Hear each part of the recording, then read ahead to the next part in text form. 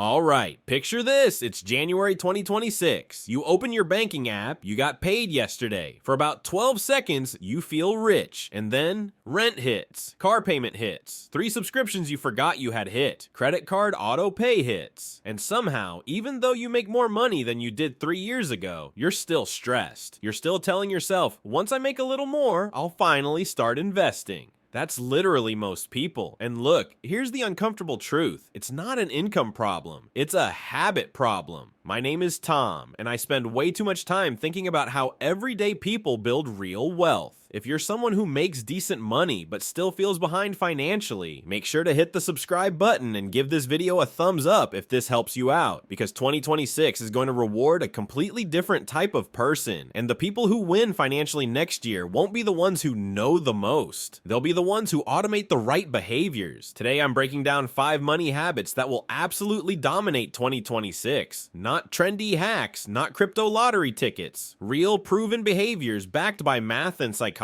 And we're starting with the one that changes everything. Habit number 1. Automate investing. Pay yourself first. Here's the thing, most people treat investing like a leftover activity. They pay rent, they pay bills, they eat, they spend. And if anything is left over, they invest, which means they never invest. Now, you might be thinking, Tom, I'll automate once I have more income. That's exactly backwards. According to Vanguard's research, automatic enrollment in retirement plans increases participation rates from around 40-50% to over 90%. Same people, same income. Different default. This isn't a math problem, it's behavioral architecture. Here's what most people don't realize. Your brain hates friction.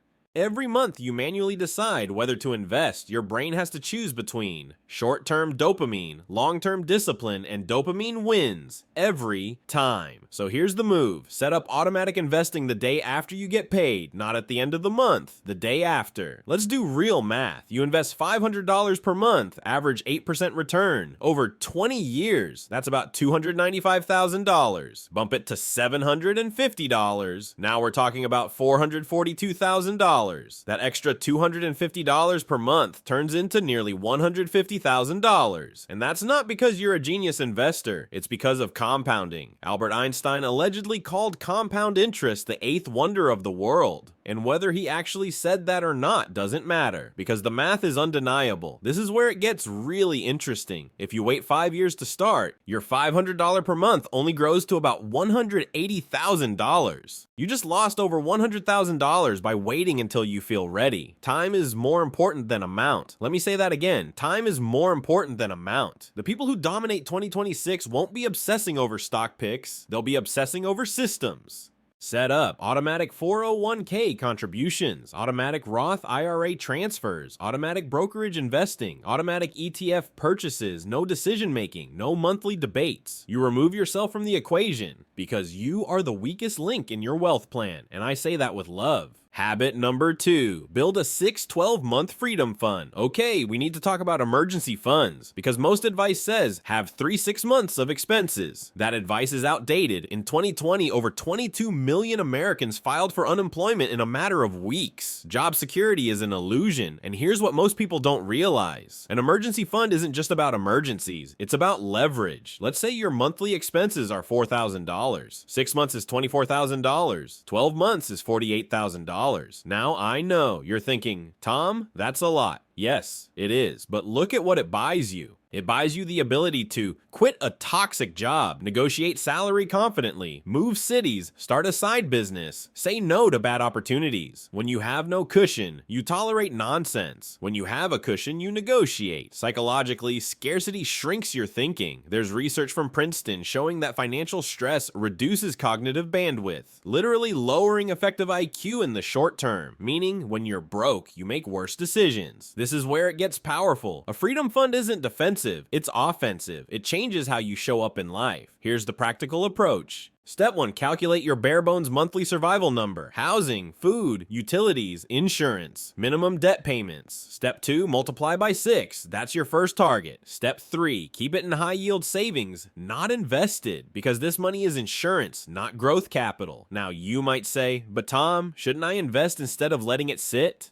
Look, an emergency fund earning 4% is better than pulling investments during a crash, because when markets drop 30% and you lose your job at the same time, that's when people panic sell. Freedom funds prevent forced bad decisions, and forced bad decisions are what destroy long-term wealth. Habit number 3, invest in income skills. Now we're shifting gears because here's what nobody tells you. Your greatest asset isn't your stock portfolio, it's your earning ability. Let's say you make $60,000 per year. If you increase your income by $10,000 and invest it, that's more powerful than squeezing your grocery budget by $200 per month. According to data from the Social Security Administration, the average lifetime earnings for someone making $60,000 annually over 40 years is about $2.4 million.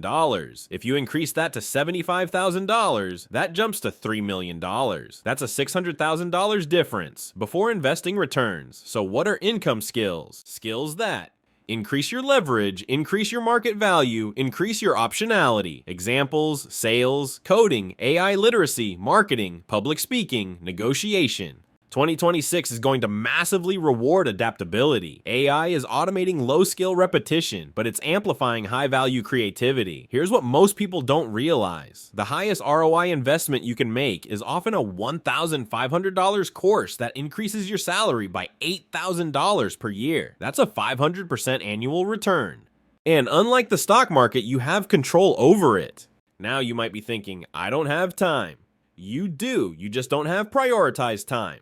2 hours per day, 5 days per week, for 1 year. That's over 500 hours. You don't need a new degree, you need focused skill stacking, and once income rises, you automate the difference. See how these habits compound into each other? That's intentional, alright?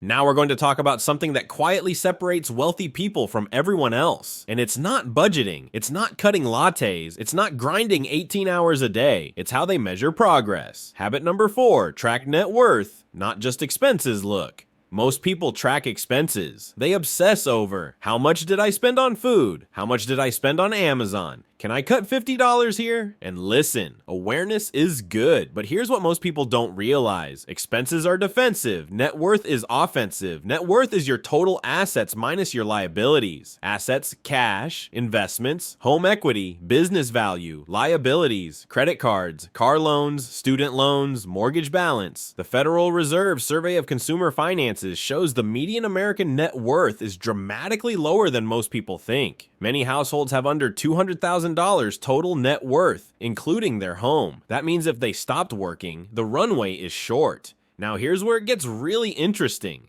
When you start tracking net worth monthly, something psychological happens. You stop asking, how can I save $30? And you start asking, how can I increase this number by $10,000? That shift is everything, because one question shrinks you, the other expands you. Let's do simple math. If your net worth is $50,000 and you grow it by 10% annually, that's $5,000 growth in year 1. But if you increase your income and invest aggressively so your net worth grows by $25,000 in a year, now you're playing offense. And here's the powerful part. Tracking net worth turns compounding into something visible. Most people quit investing because progress feels slow. But when you see $50,000, $63,000, $78,000, $104,000, you realize momentum is building. It's like going to the gym. You don't see muscle growth daily, but track your lifts over a year. It's undeniable. Now you might be thinking, Tom, what if my net worth is negative? Good. That means you have a scoreboard. 0 is your first milestone. Then $10,000, then $50,000, then $100,000. The first $100,000 is brutal. Charlie Munger used to say the first $100,000 is a bit,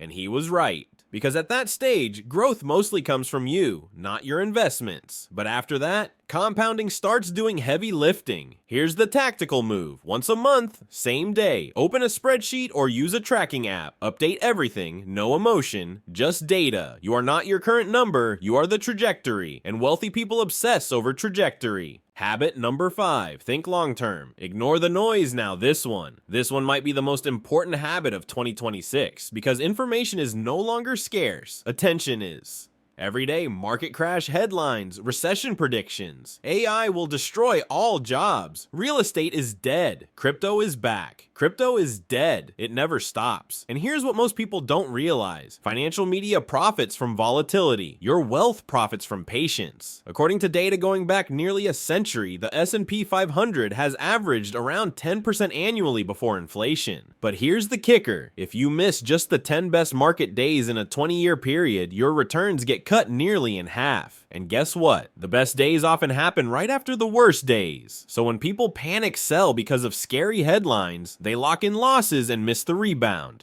Now you might say, but Tom, what if this time is different? It always feels different. Dot-com crash, 2008 financial crisis, 2020 pandemic. Every time it felt like the system was breaking. And yet, over long enough timelines, markets recovered and grew. This is where it gets really interesting. We underestimate what can happen in 10 years, but we massively overestimate what will happen in 6 months. Let's do simple math again. You invest $1,000 per month at 8% annually. After 10 years, about $183,000. After 20 years, about $590,000. After 30 years, over $1.4 million.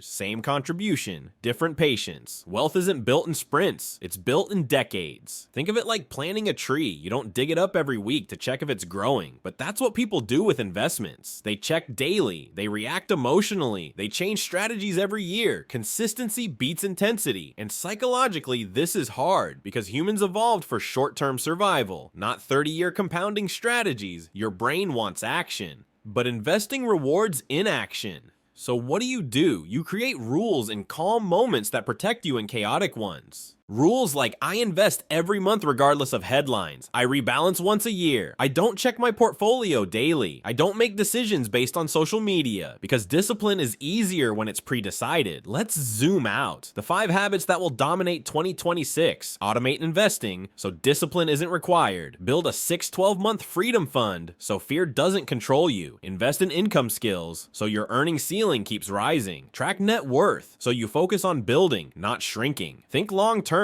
so noise doesn't derail compounding. Notice something. None of these require predicting the market. None require being a genius. None require perfect timing. They require systems. And here's the part that might sting a little. Most people already know these things. They just don't implement them because implementation requires identity change. You have to see yourself as someone who invests automatically, builds buffers, increases skills, tracks growth, thinks in decades. 2026 won't reward hype. It will reward structure. So here's your challenge. Tonight, set up or increase automatic investing. This week, calculate your freedom fund number. This month, choose one income skill to develop. And starting now, track your net worth and zoom out to a 10-year timeline. If you do those 5 things consistently, you won't recognize your financial life in 5 years. And that's not motivational fluff. That's math. If this helped you think differently about money, hit the subscribe button because I promise you, the people who win financially aren't lucky. They're consistent, and consistency is a choice. I'll see you in the next one.